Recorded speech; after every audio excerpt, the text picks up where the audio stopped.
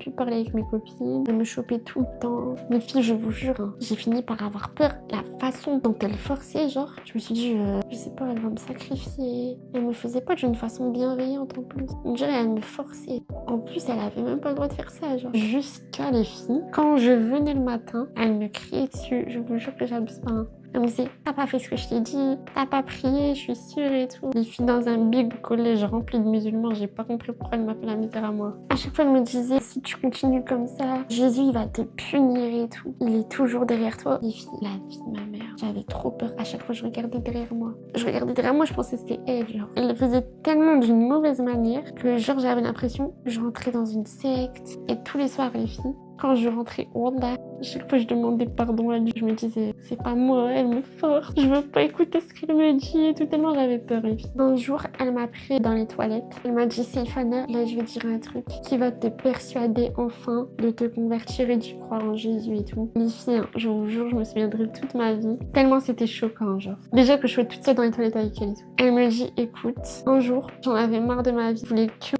et tout. Et puis j'avais 12 ans, je crois. Elle me dit, elle m'a dit, j'ai décidé dans ma chambre et j'ai été à l'hôpital et j'ai été dans le coma. Pendant que j'ai été dans le coma, j'ai fait un long rêve où j'ai vu Jésus me parler et me dire, je crois en toi, tu es l'élu parmi tous ces gens et tout. J'ai besoin de toi pour que tu fasses en sorte que les gens viennent vers moi. Les filles, elle me dit ça. Moi j'ai 12 ans, je rire comme ça. Je suis choquée, je sais même pas quoi répondre. Dans ma tête, je me dis, what the fuck, pardon mon Dieu.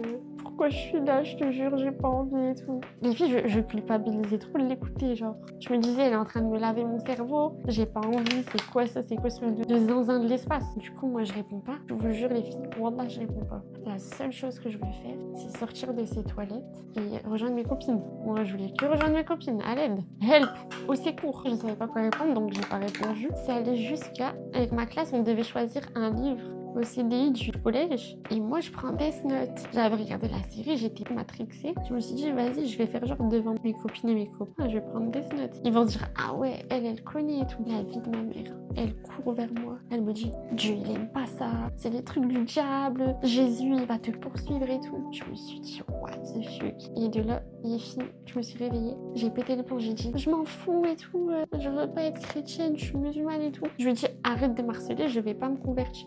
Et de là, elle s'est calmée et elle m'en a plus jamais reparlé. Je vois, il y en a plein qui me disent que je suis une menteuse dans mes storytime et tout. Voilà que je mens pas. Voilà que tout ce que je dis, c'est vrai, genre. Du coup, voilà les filles.